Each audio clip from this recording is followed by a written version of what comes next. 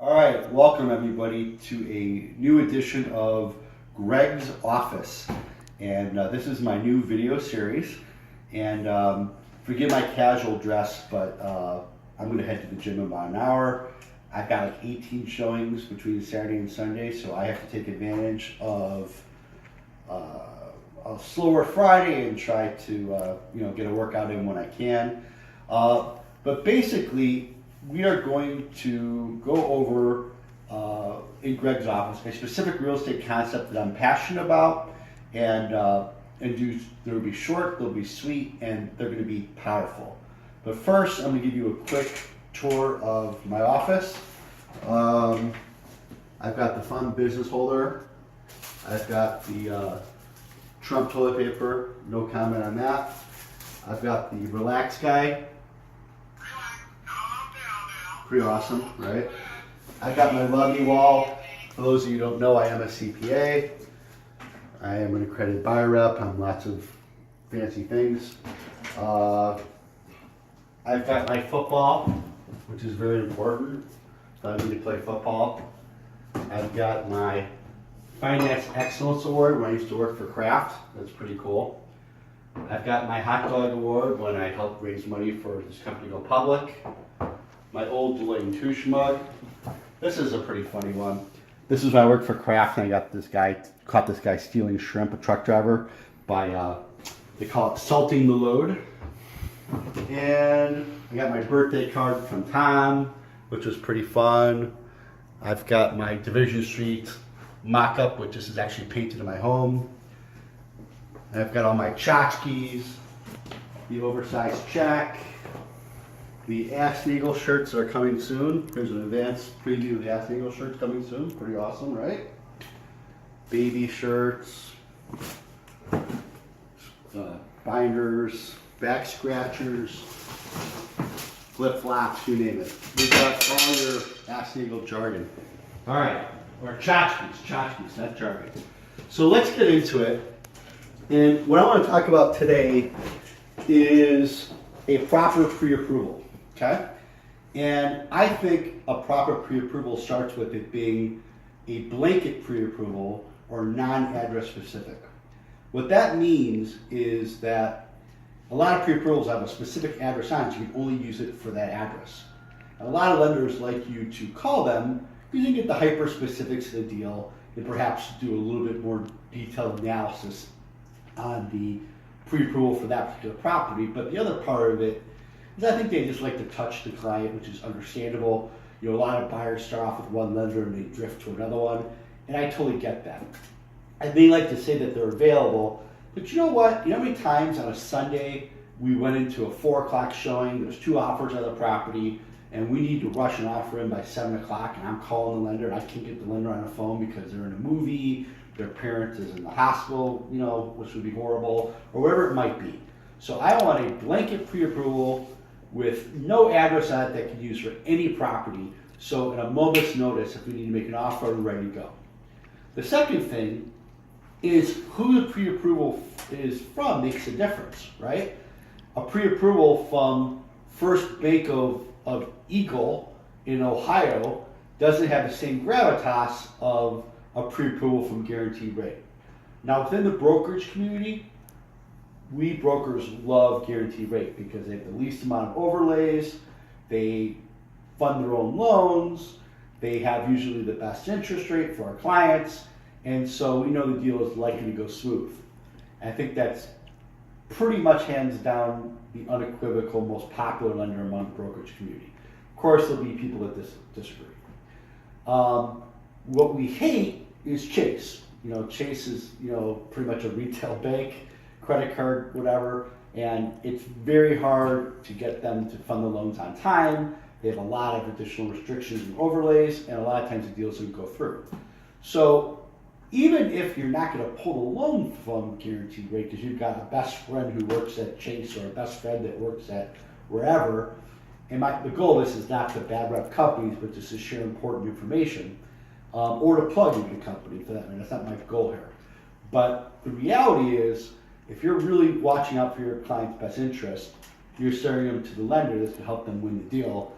And there's, in my opinion, the gravitas of the guarantee rate pre-approval trumps any other bank in the Chicago market. Okay, I can't talk about other markets, I can only talk about Chicago.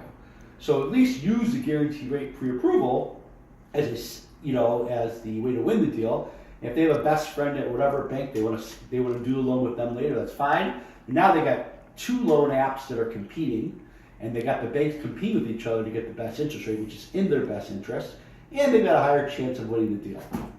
I had a client that did just that once, and it was on a South Loop townhouse. Her name was Julie, and it was a little awkward because she switched from the guarantee rate pre-approval to Chase, and the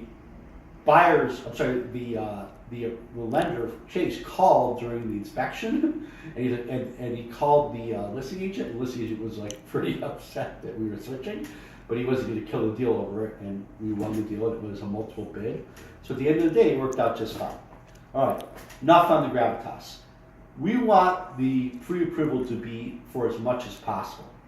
Now, a lot of lenders and a lot of people that believe they have good real estate strategy will tell you that you don't want to show the seller that you have too much money. So they want to make the pre-approval for just enough money to be able to do the loan. That is a huge mistake, because no seller, I've never been in negotiation with the seller, we've gone back and said, you know what, this seller's pre-approved for 200 more, and we should be able to get them for a higher price. We never use it as a logic. It's really what the property is worth, how much they like the place, what is the competitive places that are available, supply and demand. That's how you make your negotiation decisions, okay? Now, let me give you two scenarios to illustrate this point, because I know there's going to be people that are not going to agree with me, and that's the thing about real estate, is it's a competition of ideas, right? And strategies. And it's okay to disagree with me. You can be wrong, I'm okay with it, it's a free country. But let me give you two scenarios. Scenario one, hey Mr. Seller, I know you want $450,000 for your property, but I'm only pre-approved for $4.25. And because I'm only pre-approved for $4.25, that's all I'm willing to give you. See, that implies that not that your property is not worth $450, it's just that I'm a financially weak buyer, therefore I can't buy your property. And therefore I'm just not the right buyer, and the seller should just be patient and wait for the right buyer. Here's scenario two. Hey Mr. Seller, I know you want $450 for your property, but I've looked at the comps and the property is only worth $4.25. And we have other properties that we like just as much and are less expensive. So here's what I want you to do. I want you to lower your price from $450 to $4.25, but I want you to have confidence that if you do that, I have the financial wherewithal, because I'm pre-approved for $600, to easily complete the deal. So at least you know you won't be wasting your time. Now, if you're a seller, which one of those arguments are more powerful and more convincing? I think as a seller and as a listing agent, I'm going to advise my client to go with the pre-approval that's much higher. Because the client that's only pre-approved for $4.25, who's trying to bid on a $450 place, I'm going to say, guess what? Who's to say that even at $4.25 they'll be able to pull off the deal? If that's the very top of their pre-approval range, God, I hope that lender's on his game, because if he's screwed up, the deal won't go through. So it's definitely more attractive to the seller for a buyer with a much stronger pre-approval amount, and to use financial weakness as a negotiation tool in opposed to comps or alternative properties is a terrible strategy, in my opinion. Okay?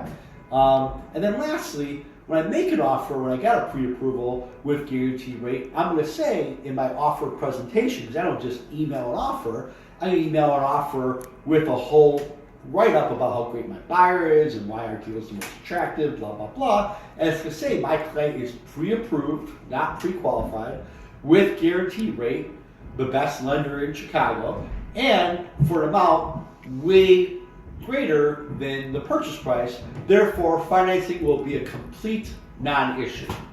I think that is a very compelling argument that makes my offers look more attractive, and my clients get more acceptances at lower prices, and therefore that's the strategy I'm going to use. And I'm not going to use a strategy of weakness of, well, we're only pre-approved for this much, and this is what we're offering.